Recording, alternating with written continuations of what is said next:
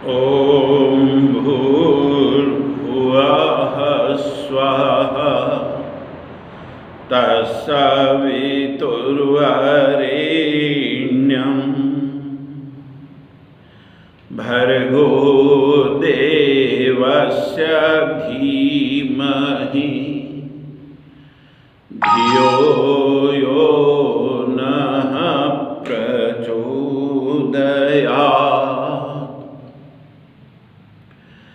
अज्ञानतिमिरान्धस्य ज्ञानाञ्जनशलाकया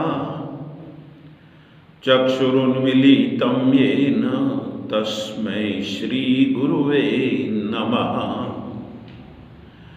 सर्वे भवन्तु सुखिनः, सर्वे सन्तु निरामयाः, सर्वे भद्राणि पश्यन्तु मा कश्चित् दुःखभाग् भवेत्। ॐ विश्वानि देव सवितर्दुरितानि परासुव यद्भद्रं तन्नासुव। ॐ शान्तिः शान्तिः शान्तिः।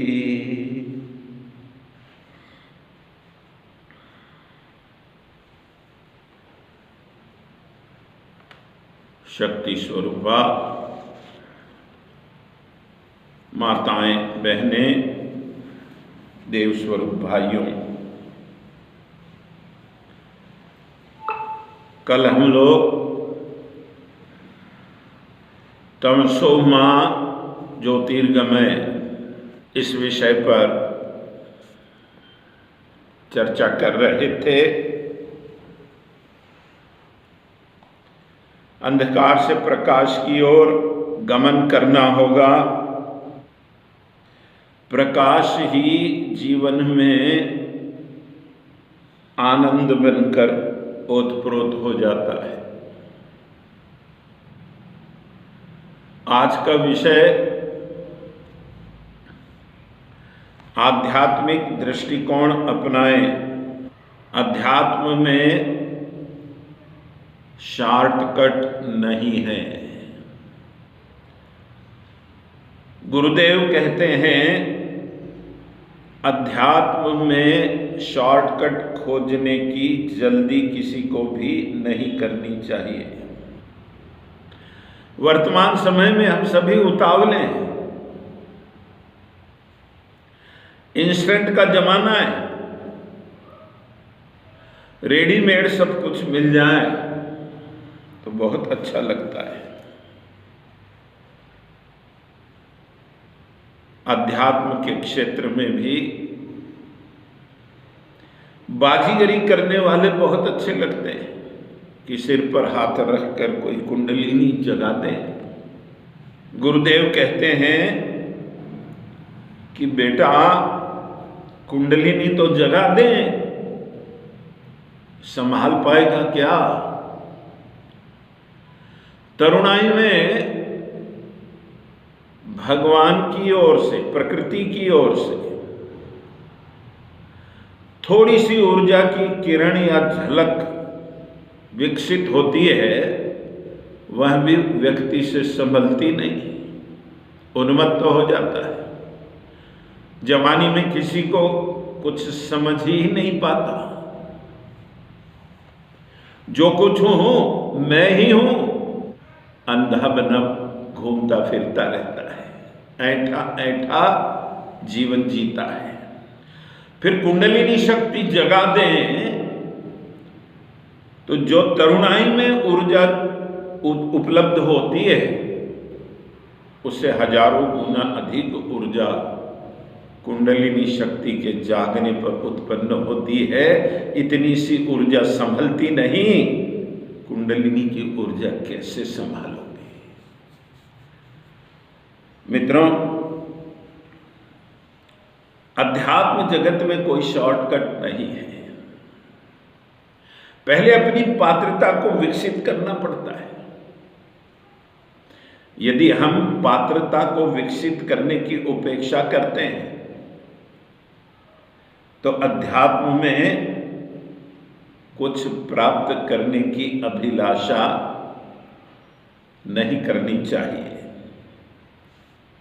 मनुष्य का जन्म हुआ किस लिए, इस पर थोड़ा सा विचार करें तो एक बात समझ में आएगी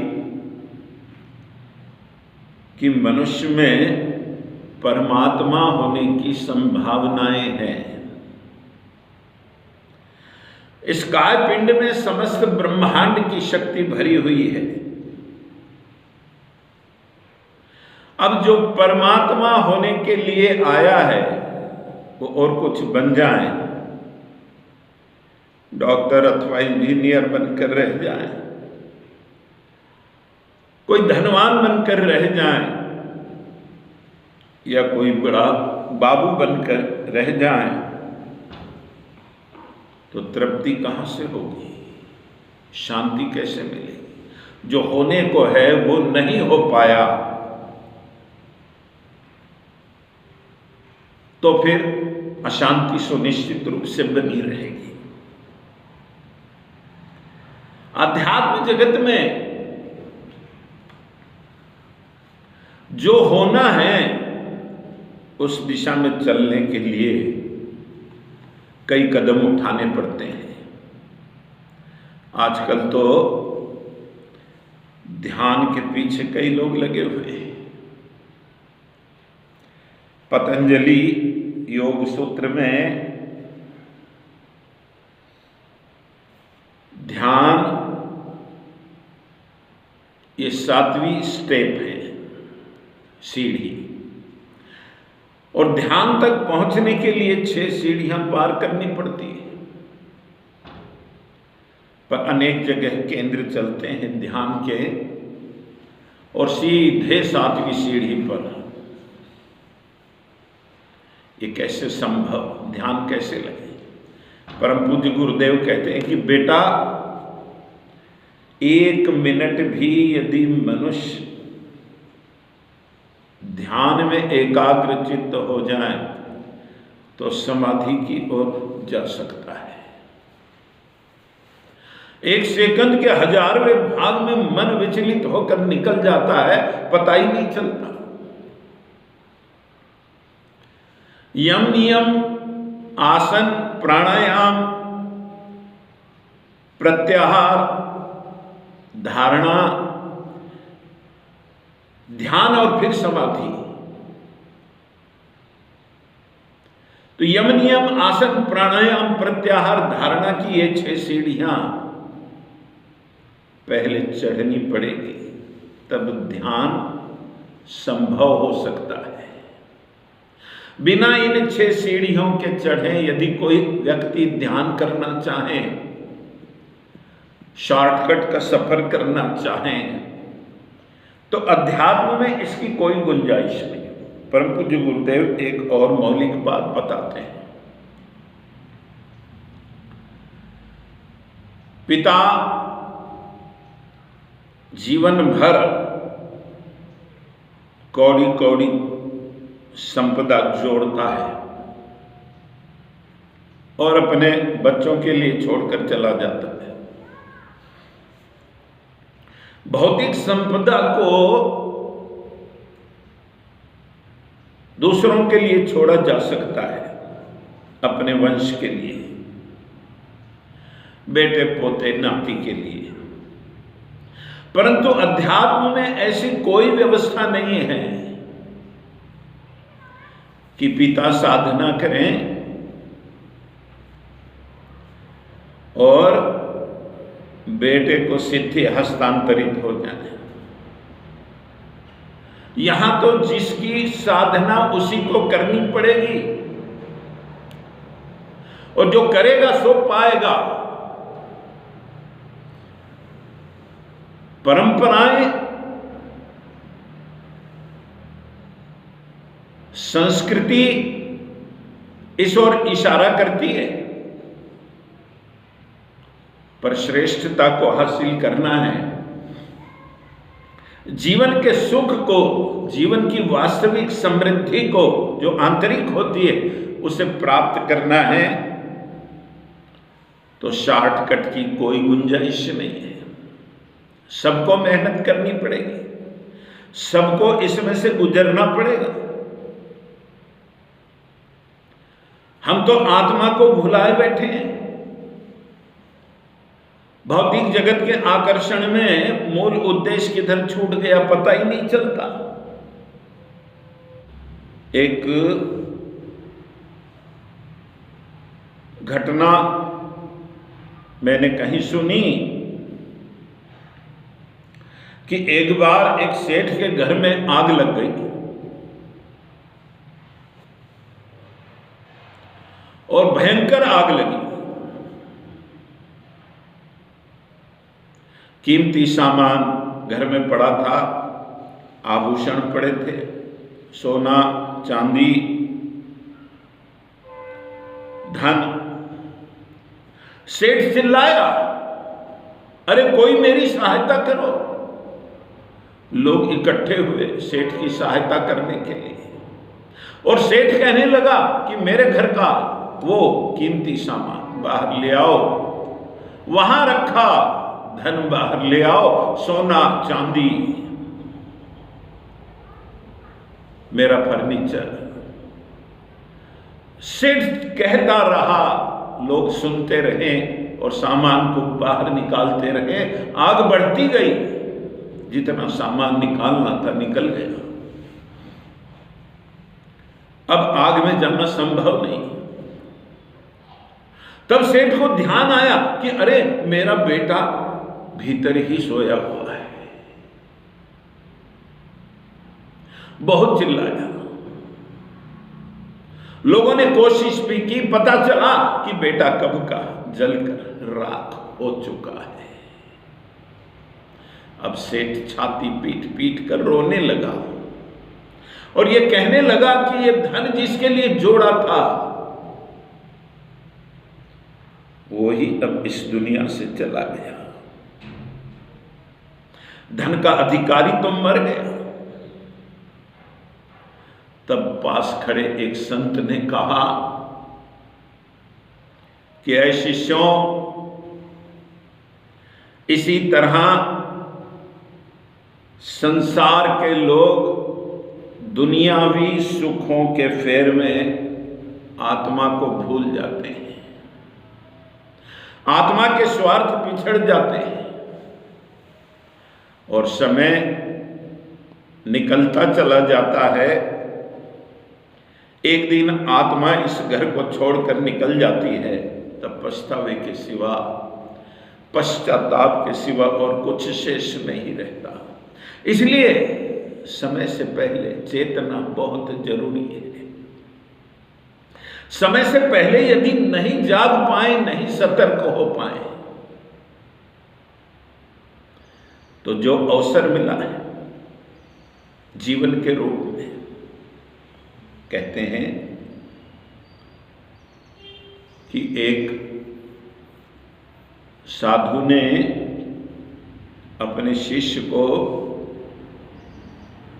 पारसमणि, परिस का पत्थर, लोहे को स्पर्श देते ही लोहा सोना जिससे हो जाता है, ऐसा पत्थर 7 दिन की अवधि के लिए दिया। कंडीशनल था, शर्त थी कि 7 दिन वह इसका उपयोग कर सकता है। शिष्य बहुत खुश हुआ, अब तो बड़ा धनवान बन जाऊंगा, दुनिया का सबसे बड़ा अमीर बन जाऊंगा। पत्थर लेकर निकला और सोचने लगा कि सस्ता लोहा कहां मिलता है। खोजबीन करने लगा, गांव में खोजा, पता चला शहर में और सस्ता मिलता है। शहर चला गया, शहर से फिर बड़े शहर से कारखाने तक जहां लोहा बनता है, और फिर पता चला कि विदेश में और सस्ता मिलता है। वहां खोजबीन करता रहा, इतने में 7 दिन निकल गए। साधु ने अपना परिस वापस ले लिया। मित्रों, यह कहानी हम सब की है। कहानी के इस दर्पण में यदि हम देखें तो जीवन एक परी से पारसमणि है।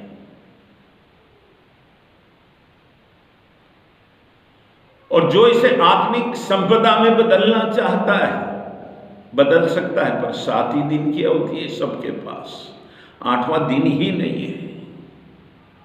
सारा चक्र 7 ही दिन में घूम रहा है। बुद्धि का उपयोग करते हुए, श्रेष्ठ के पक्ष में बुद्धि का निर्णय करते हुए 7 दिन में मनुष्य आत्मिक संपदा का वो खजाना प्राप्त कर सकता है जो कभी समाप्त ही नहीं होता, अक्षय खजाना। परंतु हाय रे बदकिस्मती मनुष्य की, जगत के आकर्षण में वो आत्मा का स्पर्श लेना ही भूल जाता है। और जब कभी होश आता है तो शॉर्टकट खोजता है कि कौन जल्दी से जल्दी, कम से कम समय में उपलब्धियां दे सकता है, सिद्धियां दे सकता है। अरे सिद्धियां बांटी नहीं जाती, प्राप्त की जाती है। क्यों नहीं समझती बात आदमी को? एक गुब्बारे में आधे घंटे तक शुद्ध हवा को भरो और 23.5 घंटे अशुद्ध हवा भरते हैं। परिणाम समझते देर नहीं लगेगी आपको। प्रभाव अशुद्ध हवा का ही होगा, विषाक्तता का, प्रदूषण का ही प्रभाव होगा। यही तो शॉर्टकट खोजते खोजते हम आधा घंटा ध्यान में चले जाते हैं। 23.5 घंटे अपने मस्तिष्क में विचारों का प्रदूषण भरते रहते हैं। अब बताइए जीवन पर किसका प्रभाव पड़ेगा? उस आधे घंटे का या 23.5 घंटों तक जिस प्रदूषित या विषाक्त विचारों से हम संपर्क करते रहें, उनका प्रभाव पड़ेगा। इसलिए गुरुवर कहते हैं कि अध्यात्म में शॉर्टकट के लिए कोई जगह नहीं है। सिर पर हाथ रखकर कुंडलिनी जगाने वाले और आंख बंद करके भगवान का दर्शन करवाने वाले, मंत्र तंत्र के बदले रिद्धि सिद्धियां प्राप्त कराने वाले, रिश्वत खुशामद से देवताओं को बरगलाने वाले, फुसलाने की तिकड़ में जितनी जल्दी समाप्त हो सके उतना ही अच्छा है, उत्तम है। इनमें जालसाजी के अलावा कुछ है ही नहीं। वास्तविकता का नामो निशान भी नहीं है। अस्तु जो लोग इस भ्रम में फंसे हुए हैं और अध्यात्म जगत में घुसे हुए लुटेरे छदमियों के जाल में फंस जाते हैं, वे सावधान हो जाएं। अरे अध्यात्म का दृष्टिकोण तो यह है कि संसार के अंतिम आदमी तक ज्ञान का प्रकाश पहुंचाया जाए।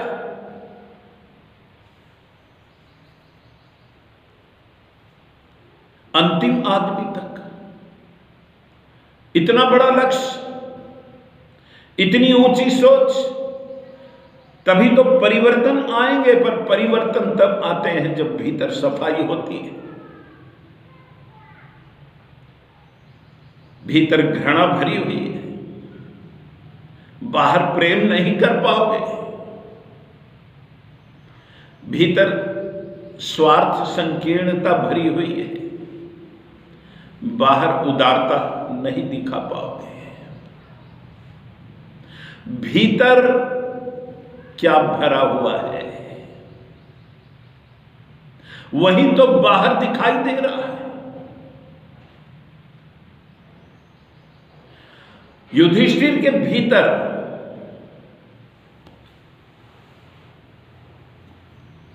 और दुर्योधन के भीतर यही फर्क है। उसको एक भी बुरा आदमी युधिष्ठिर को दिखाई नहीं देता संसार में, और दुर्योधन को एक भी अच्छा आदमी संसार में दिखाई नहीं देता। यह भीतर की स्थितियां हैं। और अध्यात्म भीतर की सफाई करता है।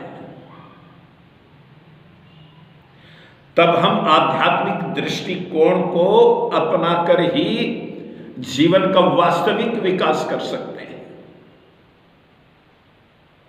सार्थक जीवन जी सकते हैं। और सार्थक जीवन की ओर बढ़ने के लिए आध्यात्मिक दृष्टिकोण अपनाते हुए, अध्यात्म में शॉर्टकट की कोई जगह नहीं है, ये ठीक से समझने का प्रयास करें।